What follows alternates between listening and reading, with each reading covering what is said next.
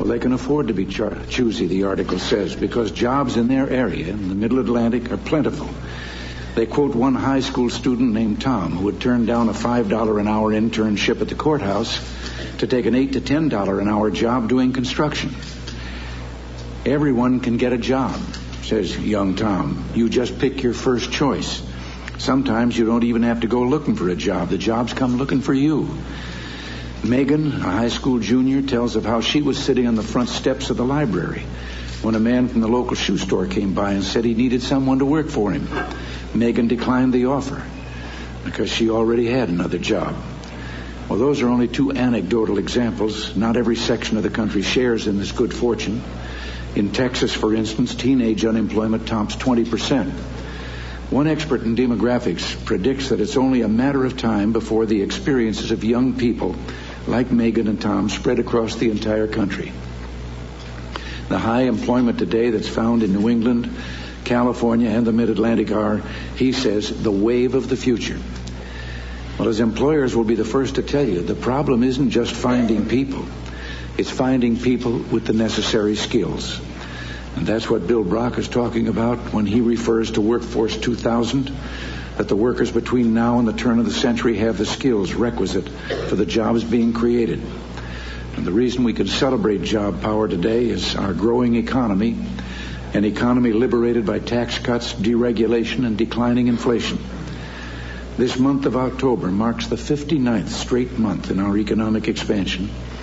And as of November, we'll have broken all U.S. records for the longest peacetime expansion in history.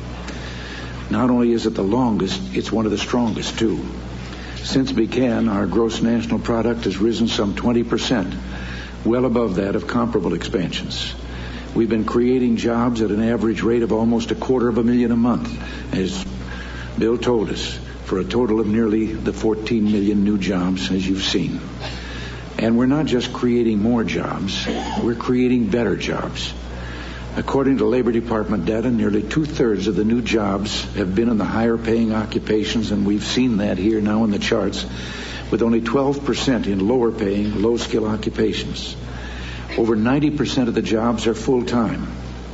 In short, we're talking about continuing job creation with jobs that are better paying, more challenging, safer, and more rewarding.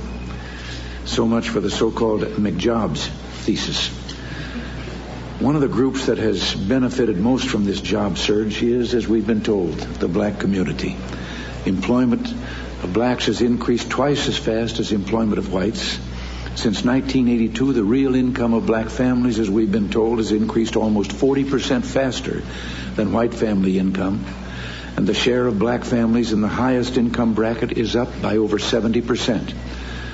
This August, the percentage of blacks employed was the highest on record, as was the percentage of all Americans employed. Economics columnist Warren Brooks looked at this record and concluded that, and I'll quote, on every front, jobs, income, even household wealth, this 1981 through 1986 has been the best 5 economic years in black history. Well, so far I've concentrated on employment, but that's only one indication of the strong and vital economy that we have today. I could talk about how inflation is holding low and steady, how real household income is way up, how manufacturing productivity has surged ahead well above the post-war average, and industrial production has outpaced Europe and Japan.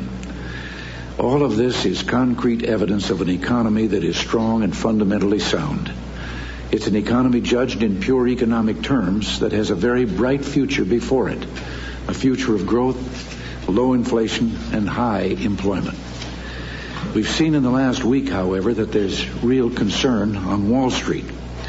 The recent turbulence in the stock market suggests that those who are investing in the future of our economy are worried that some roadblock may be put in the way of that future.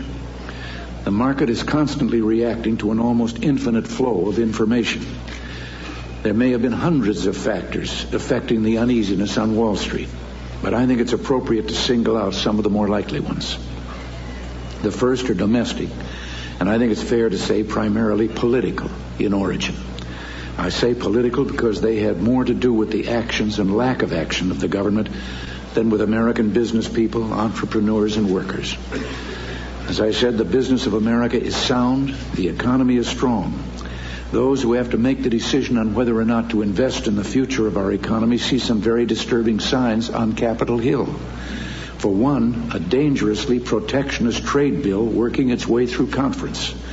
If passed, that bill would threaten a spiraling trade war and could very well bring our economic expansion to an end. And if it comes to that, I'll have no choice but to veto it. The devastating effect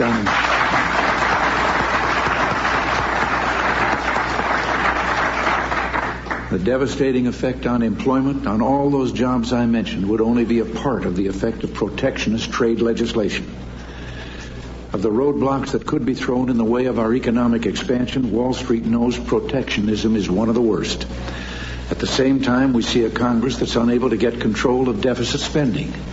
It backed away from its Graham-Rudman promises. And there are many who, while refusing to cut spending, insist on increasing taxes. The disruption in our markets is sending a signal loud and clear to get our economic house in order. And that's why last night I called for the bipartisan leadership in Congress to meet with me on Tuesday to arrange the process for reducing the federal deficit. And as I said, I will listen to them, but they must listen to me on the need to send a clear signal that spending will be restrained. And I'm asking every member of Congress who agrees that we should reject protectionist legislation, every member who agrees that tax increases are not the solution, to join with me in showing our support for America and her economic future. As I've said, I think the markets are reacting more to the actions and inactions of government than to the deficit itself, which has been shrinking, down nearly 30% since the last fiscal year. But while that deficit exists, the uneasiness will remain. And that's why we're going back to Congress and, in light of what's happened, redouble our efforts to cut the deficit by cutting away overspending. Congress has made no effort to seriously restrain domestic spending. Just freezing spending at last year's levels would yield substantial deficit reduction. Overspending endangers our economy. And each one of those cherished special interest programs is going to have to justify itself against the good of the whole nation. But let me just close with a message to all those in government.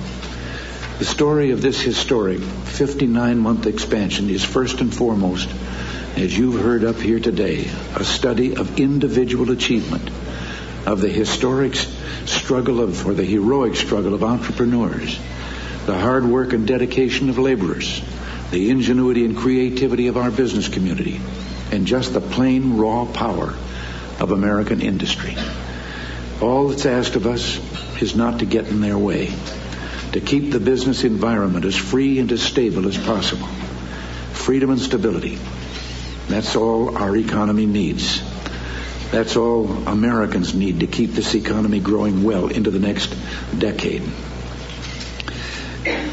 A little example of that was sent to me by a man the other day who's an eminent scholar, speaks fluent Russian.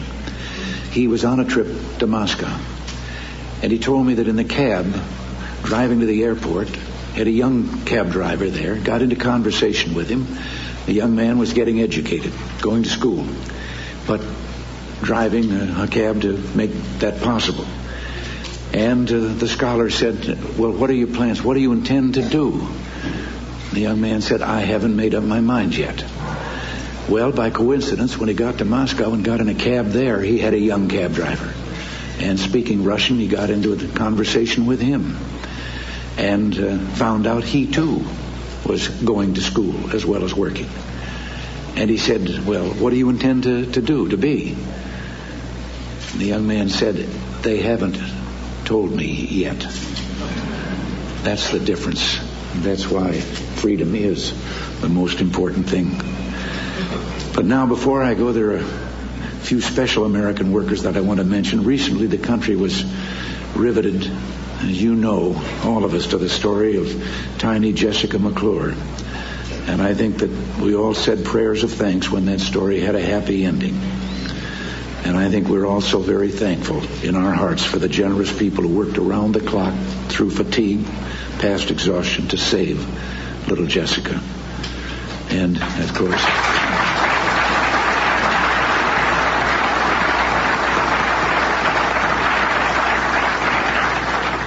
that's why I'm happy, and I think we all are, that 3 employees of the Department of Labor who work for the Mine Safety and Health Administration are here with us today, having done their job so well.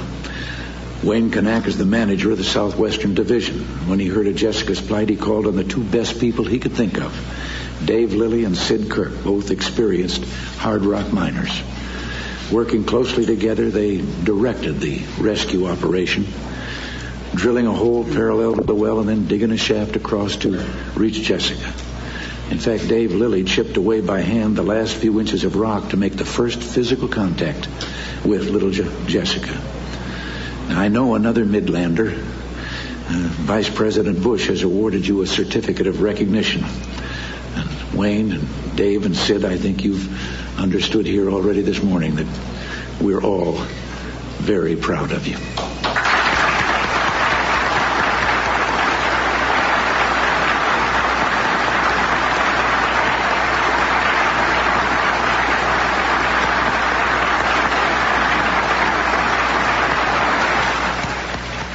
And so the President applauds the 3 Labor Department members who played a significant role